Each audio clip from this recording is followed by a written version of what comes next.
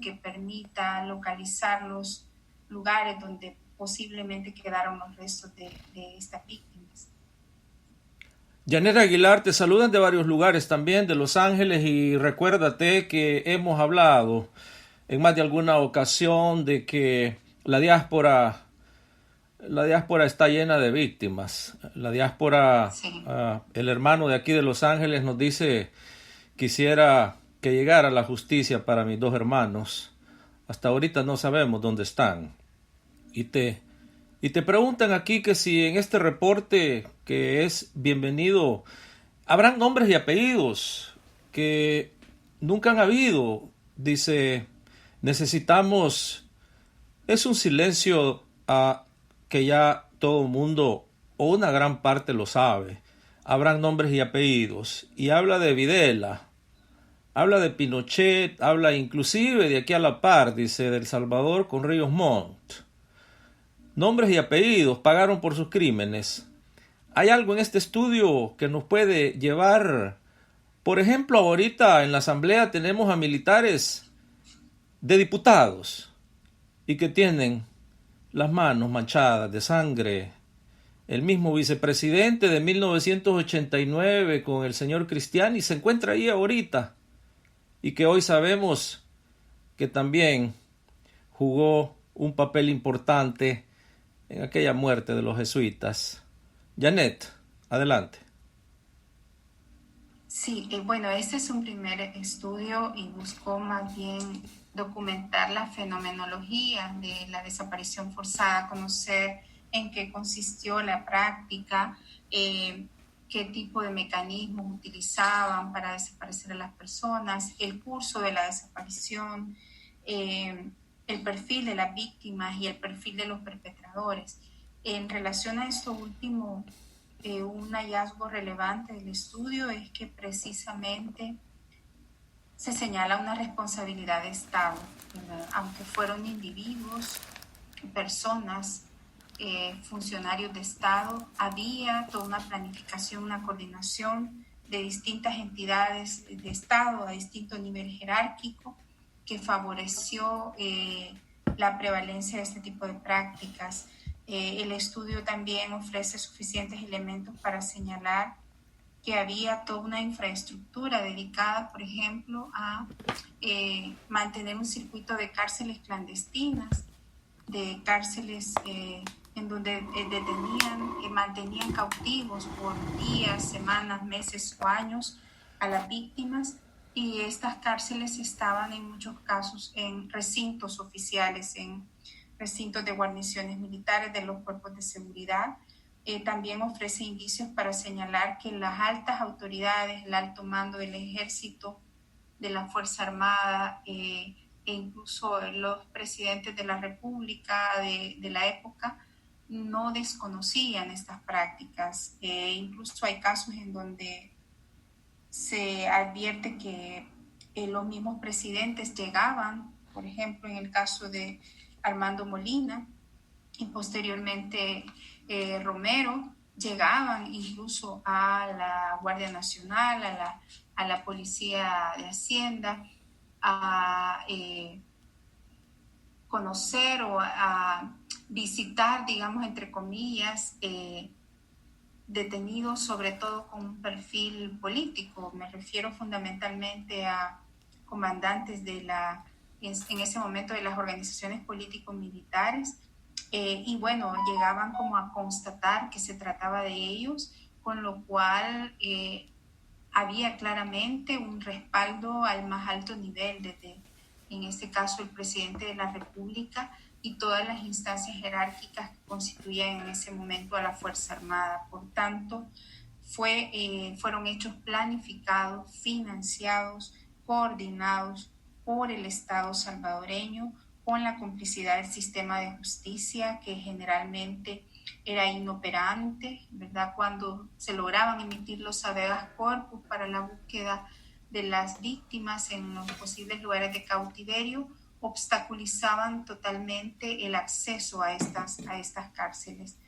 Y en muchos casos, bueno, las cárceles pudieron ser identificadas precisamente ya sea por organismos internacionales o por los jueces ejecutores que en su momento se arriesgaron su vida e ingresaron, pero generalmente cuando ingresaban a estos recintos secretos ya no había víctimas cautivas, sino que habían indicios de que había habido personas ahí posiblemente que habían muerto, que habían sido torturadas, pero no se encontró a ninguna víctima. O sea, todo esto da la idea y ofrece, como digo, suficientes elementos que estábamos hablando de todo un aparato de Estado destinado a la planificación, la identificación de personas, la captura, el cautiverio, luego su ejecución y ocultamiento de restos, con el apoyo de las élites económicas, de terratenientes, de estructuras paralegales, pero también con el financiamiento y asesoramiento del gobierno de Estados Unidos en distintos periodos a partir de 1960-61. Por ahí logramos identificar, digamos, estas coordinaciones. Estábamos hablando incluso de un sistema regional de identificación de opositores políticos que se instauró en toda la región, liderado por Estados Unidos después del triunfo de la Revolución Cubana. Y este sistema de información permitía generar intercambio a nivel regional e identificar de un país a otro o capturar en un país vecino o en otro país a una persona que estaba perfilada por uno de estos países de la región como eventual opositor político. Janet, te saludan de varias partes, ya te lo dijimos y te agradecen que hayas hecho este espacio. Estás ocupadísima y vamos a tratar de hacer todo lo posible, de hacer un límite en tu tiempo aquí. Vamos a ver entonces, Francisco, que está en el estudio también. Francisco. Sí, un saludo, Janet. Aquí pues estamos pendientes de todo eso. Con los desaparecidos, pues en te diría en mi niñez y en mi adolescencia también, conocí a través de los periódicos, al famoso Chele Medrano, un agente de la CIA y director de la Guardia Nacional. Sí. Recuerdo haber leído algunos artículos en los cuales se lanzaban campañas que se decía de que hoy vamos a limpiar el país de ladrones y prostitutas, y pues esa era la cobertura, ¿no? Pero en realidad eran a los activistas políticos de la época. Con Dawinson también se hizo lo mismo. Ya pues Dawinson ya no solamente utilizaba los periódicos, sino que salía directamente en televisión amenazando. Sí. Recuerdo perfectamente, ya lo he dicho varias ocasiones aquí en la radio, de que lo que una vez me impactó es de que mencionó el nombre del profesor que yo tenía en el bachillerato, y sí, estaba pues, yo decía, ¿cómo pueden amenazar a mi profesor si es buena gente, un hombre que nos está educando, y lo está acusando de terrorista? Y pues así salían en la televisión, y al día siguiente pues amanecían tirados en la calle. Exacto. También compartía también con la audiencia en cierta ocasión de que pude ver con mis propios ojos calaveras, ¿no? Que pues estaban unos perros escarbando, y logré ver como a unos 4 metros de distancia de que se trataba de una mandíbula, que la parte frontal del cráneo no la tenía. Obviamente le habían dado un balazo en la cabeza, así a través de la boca. Sí. Y los perros estaban sacando. Se continué porque estaba manejando, y eso fue en el desvío de Zaragoza. Si le das a la izquierda te vas hacia Villanueva y pasas por un lugarcito que se llama Las Dispensas. Ese era el lugar favorito donde llegaban a tirar a muchos. Una vez tuve la ocasión de ver hasta como 10, 15 jóvenes. ¿Por qué digo que eran jóvenes? Porque estaban con pantalón jeans y zapatos kickers. Sí. Los servicios de inteligencia te ubicaban, porque si usaba jeans y zapatos kickers, pues te decían que es subversivo, terrorista, estabas involucrado en algo. Y pude ver esos cadáveres, también en el propio pueblo de San José Villanueva. Vi un grupo de perros peleándose entre ellos, y cuando me acerqué se estaban peleando por un brazo, el brazo de un cadáver. Entonces esas escenas las tengo muy presentes en mi mente, y pues aunque no estamos viendo esas escenas actualmente, las desapariciones continúan, como tú nos hacías ver, de que ahora son otros elementos los que están haciendo haciendo desaparecer a nuestra gente, pero que antes eran activistas políticos y hoy se trata de jóvenes. Pero en aquel entonces el asesoramiento norteamericano estaba detrás. Y en la actualidad, con este gobierno, el asesoramiento norteamericano está detrás. Tal parece que es una estrategia de los Estados Unidos que se implementa en muchas partes del mundo. Adelante, Janet. Sí, sí, efectivamente, Francisco.